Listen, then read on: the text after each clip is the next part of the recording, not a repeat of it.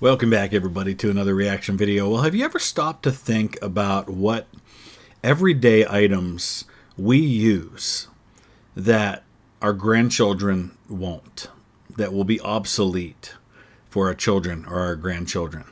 Or the items that are a big part of their lives that weren't part of our lives growing up. Just how quickly little things change. Like, my kids have a hard time believing that there was a time when people didn't have computers and smartphones, because as long as they can remember, those things have existed.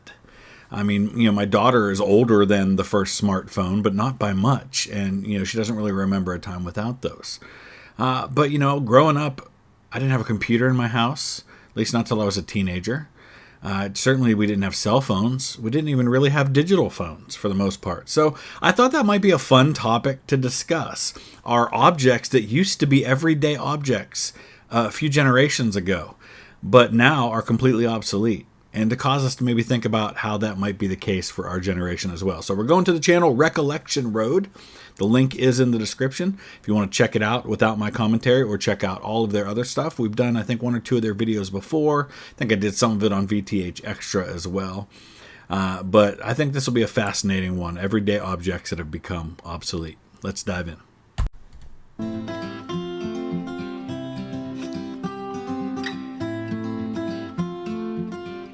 I like the music. Before cell phones were in the pocket of every American, payphones were the only way to make a call when you were out of the house. You could find payphones on street corners, in public places, and within buildings. They were easy to recognize, especially if they had their own booth, and the distinctive sound of coins dropping into the slot could be heard. With the widespread popularity of cell phones, payphones and phone booths became less and less common, and today they are nearly impossible to find.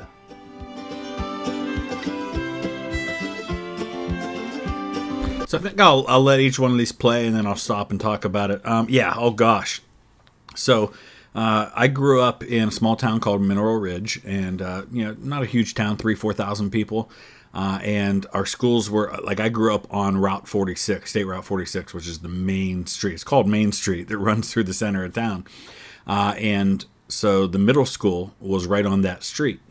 And right across the street from the middle school were a couple of the businesses in town there, like a pizza place and an ice cream place, things like that. And there was a payphone right there. And a lot of times, like if I was at a school dance or something and needed to call for a ride, although I lived a quarter mile from there, so I'd probably just walk home, which is, again, something people don't do very often today. I'd just always have a couple of quarters so I could drop a quarter in, make a call if I needed to. But also, more than that, let's expand on this phone thing. We didn't have cordless phones for the most part. Didn't even really have answering machines. At least I didn't have one growing up. I'm sure they were a thing. But we had rotary phones, and so you dialed each number, and it was like 8, 3, and it would go. It would take a while to dial. If you messed up, you had to start all over again, and it took a long time to do that. And it had a cord, and so we had a phone upstairs and a phone downstairs. And the phone upstairs, I'd get on it, and if I was talking to my girlfriend for an hour or something on the phone, it would, because you didn't have texting and you didn't have computers, and so you were on the phone. That was what you did, was you spent time on the phone talking to your girlfriend in middle school and things like that. And of course, you didn't have caller ID, and you also had long distance, right? So if I wanted to call even the next town over from where we lived, like the town that was, my aunt and uncle lived 3 miles from us, and they were long distance for them to call us. It wasn't long distance for us to call them. It would cost 5 cents a minute. It was like Local Plus or something. 5 cents a minute to call them, or for them to call us. And so what they would do is they would call, and we would always let the phone ring at least twice, because if it rang twice and then stopped, we knew that was my aunt and uncle asking us to call them, because it was free for us to call them. But then, when my fiance moved to Florida, I spent hundreds of dollars a month talking to her on the phone, because it was long distance to call her. So different time, man, different time. Cigarette vending machines were once ubiquitous in bars, restaurants, and public places. And there's no way for them to check the ID to see if you're old enough to be buying them. They offered a convenient way to purchase a pack of cigarettes without having to go to a store. And look at the cost, 25 cents. 25 cents. These machines were usually operated with either coins or tokens. However, with the increased awareness of the health risks associated with smoking, cigarette vending machines were banned in many places, and the remaining machines were slowly phased out because they were in less and less demand.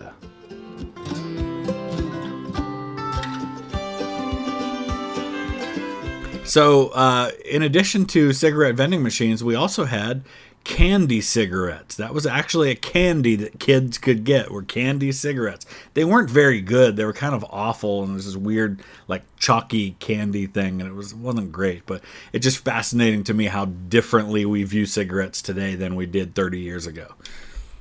TV Guide was a weekly publication that provided a comprehensive list of all the TV shows that were airing that week. It was an essential tool for anyone who wanted to keep up with their favorite shows. The TV Guide was typically delivered to your home or could be purchased at a newsstand.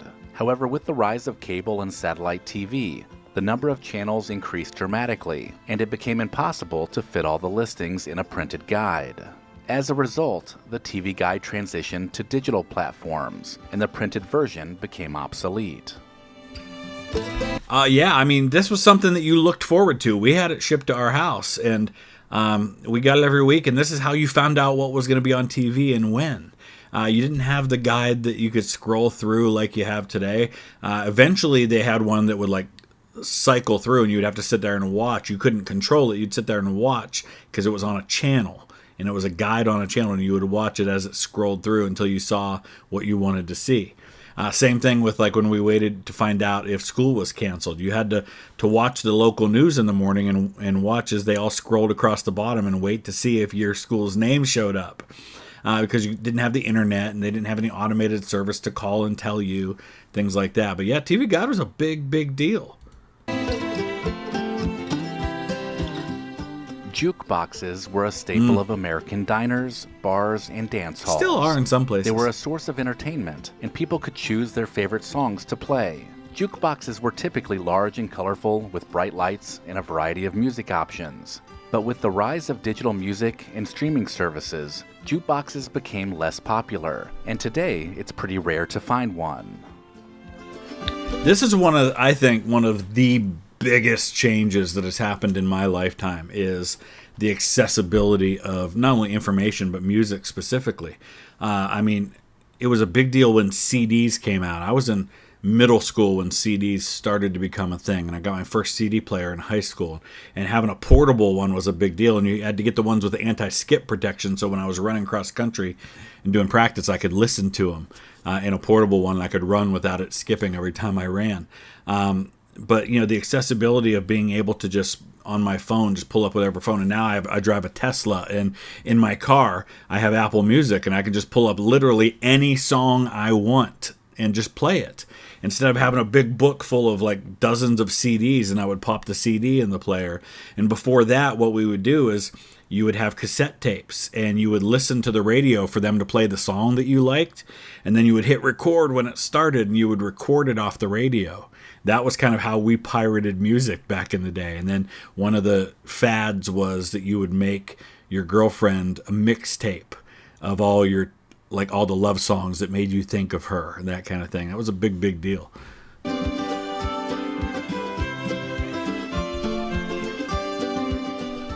Newspaper vending machines were once a common sight on street corners and in many public places. They were a convenient way to get your newspaper if you didn't already have one delivered to your door. These machines were stocked up in the morning with the news of the day, and if you waited too late, they might have all been gone. Newspapers and the industry in general have taken a big hit with the emergence of the internet, with many publications moving toward digital subscriptions. Newspaper vending machines have become much less common, and so today they are difficult to find, and often completely abandoned. This is a great example. Some of these things we've been talking about, like cigarette vending machines, the telephone and the changes with that, are things that have only been around for a limited amount of time before they disappeared again. Like the telephone obviously was invented in 1876, so it really has only been a part of our collective culture for 150 years in any form. Whereas newspapers, this is hundreds of years that newspapers have been a staple of society and a cornerstone of how information got out to people. And we are in the generation that has largely made the newspaper obsolete after hundreds of years. That is a huge change. That's probably the biggest one we've talked about so far. Phone books were thick directories that contained the names and phone numbers of people and businesses in a particular area. They were a staple of every household and were typically delivered to your home. Phone books were organized by white pages, which were for residential, and yellow pages, which were for commercial, and they were a valuable resource for finding a phone number. These directories have now been replaced by internet search engines, and the printed version has become a thing of the past. I've gotten, I think as recently as a year or two ago, I got a phone book. It was like thrown in my front yard. I think it was mostly yellow pages, though. It was more like almost like an advertisement type thing. But yeah, oh gosh, this was, the $2. I mean, just expand on this. The phone book was the way you found somebody's number. And, sometimes it was hard because there'd be multiple people with the same name, even in a community where I lived, where, maybe we had a couple 100,000 people that were represented by our phone book. It would still often, especially if it was just a first initial. But by the time I was old enough to have a home phone number, phone books were already becoming obsolete because it was already the age where people were starting to get cell phones. Dollar bill was a unique currency note that was once part of regular circulation. It featured Thomas Jefferson on the front and the signing of the Declaration of Independence on the back. $2 bills were typically used as change and were considered rare because they were not often seen. These were fun bills to receive in a birthday card, and kids would often collect them. But the demand for physical cash has decreased dramatically, and the production of the $2 bills decreased, making them even more of a collector's item. But I'll say this, that even in my childhood, I don't remember $2 bills being a common thing. They were already kind of a collector's item at that point. They were pretty rare. So, I mean, obviously that one was printed in 2003. By 2003, I don't really remember them being in circulation too much. Vending machines were a convenient way to purchase snacks and drinks on the go. These are still huge, though. They could be found in a variety of locations, including schools, hospitals, and other public places. Vending machines were typically operated with coins, and later bills, and they offered a variety of things to choose from, including candy, chips, and beverages. Today, there are fast food restaurants everywhere you turn, so vending machines are seen as a last resort. They are now found in fewer locations, but still remain in areas where people need a quick snack, like airports and train stations. I was about to say, airports are probably the place that I most frequently use vending machines. But yeah, schools have them. You'll see them, like he said, at stations, train stations, things like that. Those are places that I'd often take advantage of those. But I would hardly say they're obsolete. I think they're still very much used. And actually, you go to airports, you'll see vending machines for things like Best Buy. You can get like a $100 set of headphones in vending machines. I've seen Lego vending machines, makeup vending machines. You get vending machines for SIM cards for a phone. Typewriters were once the primary tool for producing written documents. Yep. They were found in just about every office and were also used for personal correspondence, so many people had them at home too.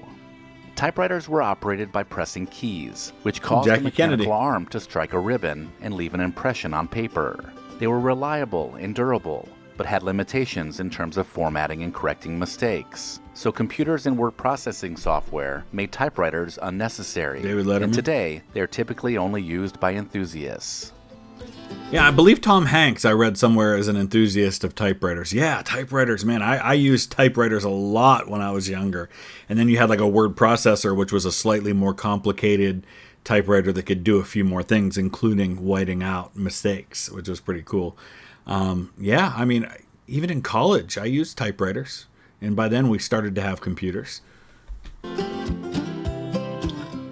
Film was once the primary medium for capturing images and recording events. It was used in cameras and movie projectors and was the primary source of entertainment in movie theaters. Film was reliable and produced high-quality images, but had limitations in terms of recording time and editing. With the introduction of digital cameras and editing software, film became less common, and today it is typically used only by die-hard photographers who love the look and process of developing film. I think this is another one that's probably one of the biggest changes to life, is going from film to digital. One of my earliest jobs when I was in my late teens, early 20s, right as I was getting out of college, I did 3 years in the Walmart photo lab, where that was what we did, was we developed film. That's 35 millimeter film. Occasionally you'd have 110 millimeter film as well. Imagine a time and place when you took pictures, and it could be days or even weeks before you actually saw if those pictures came out. Like, you went on vacation and you snapped pictures, and it was only when you got home you got them back to see if they even turned out well. It wasn't like it is now, where you can take a selfie and you're like, oh, I don't like that one, I'm going to take another one, and just delete the one on your phone. Different world completely. And then you could get it done 1 hour, which is one of the things we did at Walmart in the photo lab, was 1 hour photo. And this was a big deal, that you could get your pictures back in as soon as an hour. Man, wow. That's one of those things you don't really think about. The digital photography is such a game changer in the last 20 years. Fax machines were once the fastest way to send and receive documents over long distances. They were another feature of just about every office. Fax machines used a telephone line to transmit documents between two machines, but they had limitations in terms of resolution and image quality. With email and digital document sharing, fax machines have become much less common, so the ones that are still around are collecting more and more dust. But this is kind of cool, because this is a precursor to the internet. When we first really had the internet, it was done through telephone lines. It was America Online, and it had made this awful noise, like when you dialed up to the internet. And before the internet, like as a whole, you had what we called bulletin board systems, BBSs. And like, I remember my first modem was a 300 baud modem. That was 300 bits of information. Not 300 megabytes, not 300 kilobytes. It was 300 bits of information. Then I had a 56K modem, and that was really fast. And that was the first one you really dialed up to the internet with. But it made this like, when like it connected, and if somebody called, it kicked you off, or it dialed busy. And so you couldn't get on the internet if somebody was on the phone. And, boy, different world. But the fax machine used that same way of transmitting data through the phone line. The Rolodex was once an essential organizational tool for desks across the country. It was used to keep track of names, phone numbers, and addresses for business and personal contacts. The Rolodex consisted of a series of cards that were organized alphabetically. And this is like high level technology right here, where you could slide down to the letter and then open it up. It could be flipped through easily. But once again, computers and now cell phones have pretty much made the Rolodex completely obsolete.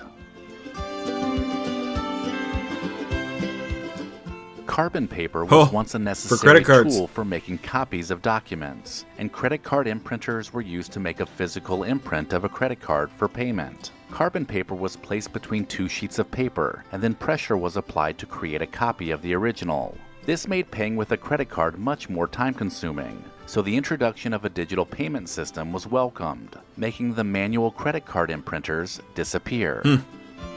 And yes, like, you might even occasionally still see the carbon paper where when you sign it, it's imprinting over multiple documents, so it's making copies at one time. Fascinating stuff. All of these objects were once part of our daily lives, but they have seemed to disappear completely. Which of these objects do you miss the most? So I'm curious. Let me know in your comment section what's something you would add to this list, first of all, in the comment section, that is something that used to be really important, that you've used in your life, but now is completely obsolete. And let me know, what do you think in the next generation or two that we use and is super important today is going to become obsolete. I think one of them is probably going to be gas-powered cars. I think for the most part, those are going to be obsolete in another 20 years or so, especially as the technology gets better and the price comes down on those and things like that. But let me know what else you think falls into that category. And if you have other videos from this channel do you think it would be fun to take a look at, let me know that in the comment section as well. And we'll be back with more Napoleon's Marshalls tomorrow. Thanks for watching.